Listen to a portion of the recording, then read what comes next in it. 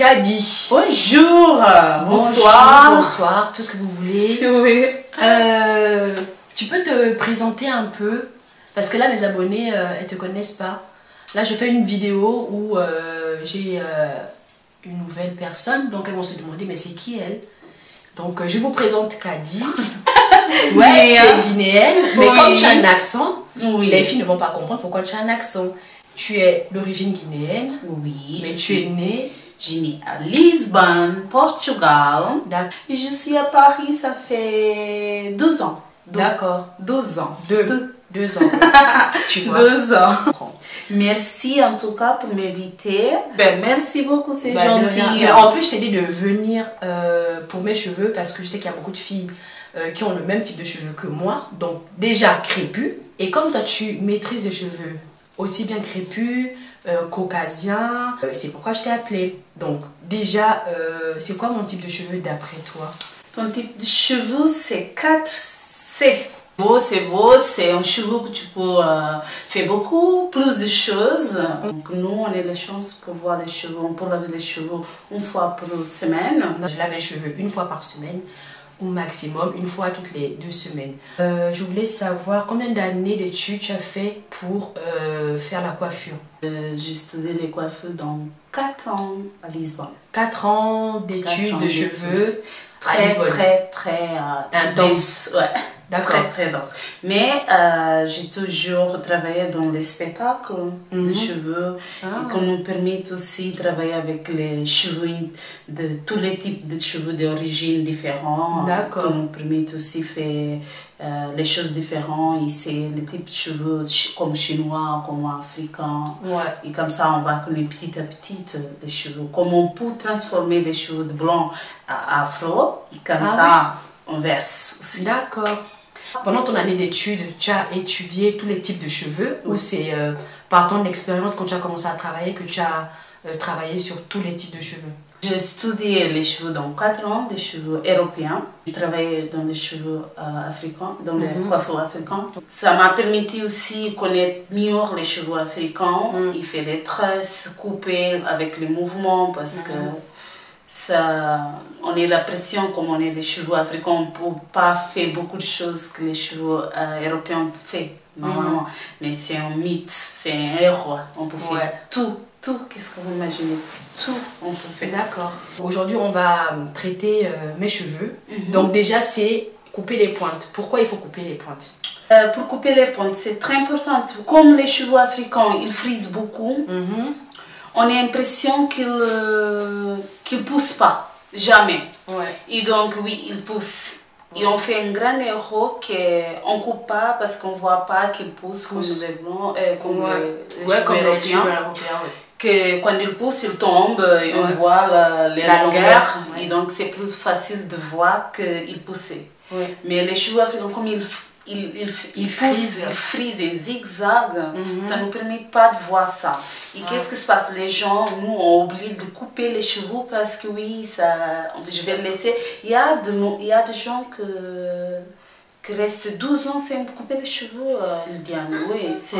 Oui, parce que c'est grave. C'est horrible. On a besoin de couper les cheveux maximum possible 4 en 4 mois. Le maximum possible 4 en 4 mois. D'accord. Comme ça nous va permettre de voir plus de densité au niveau de la pente. Parce que là, comme tu vois, on est la pente très fine, très pauvre. Pauvre. Et que, en fait, c'est mort. C'est un cheveu que là, c'est mort. Là, on a plus de densité dans les racines à moitié. Et dans les pointes, on a moins de densité parce qu'il est tellement abîmé, il sec. C'est pour ça qu'on a besoin de couper. Le maximum possible 4 mois, je conseille 3 mois et 3 mois. Couper juste la pointe, ça ne veut pas dire qu'on va couper beaucoup. C'est juste la pointe en fait. Et ça va donner totalement la différence. D'accord. Et quel conseil tu peux donner pour les cheveux crépus? Comment les entretenir au quotidien? Et comment faire pour dormir? Est-ce qu'il faut forcément un foulard ou voilà? En fait, j'ai beaucoup de gens qui me demandent ça aussi. Notre cheveu, c'est totalement différent. C'est des cheveux plus fragiles de le monde. Et donc il pousse, mais il tombe avec facilité.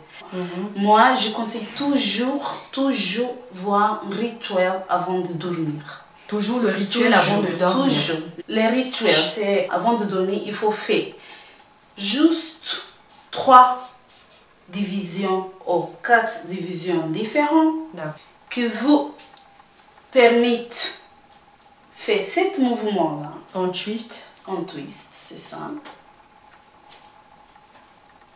C'est très facile, mais que vous démêlez beaucoup avant. Mais avant de twister, tu démêles bien et tu mets l'huile. On est quand même de l'huile naturelle de colle de cheveux.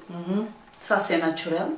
Mais comme on est tous, comme les cheveux européens, il est lisse. L'huile, il vient pour les racines. Il touche tous ces cheveux et ça coule sur la longueur. La fil des cheveux sur la longueur. Il vient tout à la pointe. Ça c'est les cheveux européens. Oui, ça permet qu'il hydrate, qu'il est toujours bien et ça va. D'accord. Donc comme notre cheveu, il est très crépus et comme il pousse en zigzag, puis en Z. Oui, ça veut dire que l'huile naturelle, quand il va venir sur les fils des cheveux, il n'arrive pas. Il n'arrive pas jusqu'aux pointes. Il va il s'arrêter juste quelque part. Donc là. Et c'est pour ça qu'on a besoin toujours démêler bien les cheveux. Toujours bien démêler. Toujours. C'est un rituel. Je démêle tous les jours au doigt ou au peigne? Au peigne. Mais au peigne, ça dépend. Si tu penses que c'est plus facile à doigt, ça va, mais le peigne, ça. Et après, avec l'huile, les virgins, l'huile. Donc l'huile naturelle. Oui, ou huile de coco. Donc coco ou jojoba parce que c'est des huiles qui ne sont pas très grasses. Ça pénètre vite. Naturel. Donc ça c'est naturel et c'est bien. Huile de jojoba ou coco vous retrouvez chez Aromazona. C'est des huiles 100% bio. Oui, vous mettez dans les cheveux comme ça. D'accord. Comme ça. Et après, tu fais tout cet art-là. Enfin, je démêle tout. Je prends ce bout que j'hydrate avec mon huile de coco. Bout, et après, je twiste pour que l'hydratation se mélange. Exactement. Et quand tu fais ça, comme ça, la pointe de ces cheveux-là, de bon moment, il va toucher dans ton racine naturelle. La racine de derrière. Oui. Ça veut dire que l'huile naturelle de ton cheveu aussi, ça va hydrater un petit peu, il va toucher un petit peu la pente, qui nous va permettre de voir les cheveux plus hydratantes. D'accord. On a parlé beaucoup, Lydiane, comme tu m'as expliqué, à niveau de longueur, tu ne veux pas couper beaucoup. Non. Tu ne voulais pas couper beaucoup, mais tu voulais quand même retirer la pointe qui sont morts. Ouais, retirer la pointe pour que, en fait, quand je lâche mes cheveux en afro, que ça fasse une belle densité. Parce que parfois, il y a des filles, j'ai remarqué dans la rue, quand elles lâchent leurs cheveux, par exemple, comme ça, dans la rue. C'est normal. Tu vois, ça, je vois ça. Ça, là. Ouais. Ça, c'est moche. Donc, du coup, ça ne fait pas un truc bien dense, bien touffu. Moi, c'était plus ça. Moi, j'ai parlé avec Lydiane. Qu'est-ce qu'elle voulait? Elle voulait juste voir plus densité. Les cheveux, mais partout, parce que là, on voit beaucoup les cheveux, petits cheveux partout. Et on va retirer ça. On va molder les cheveux de Lydiane.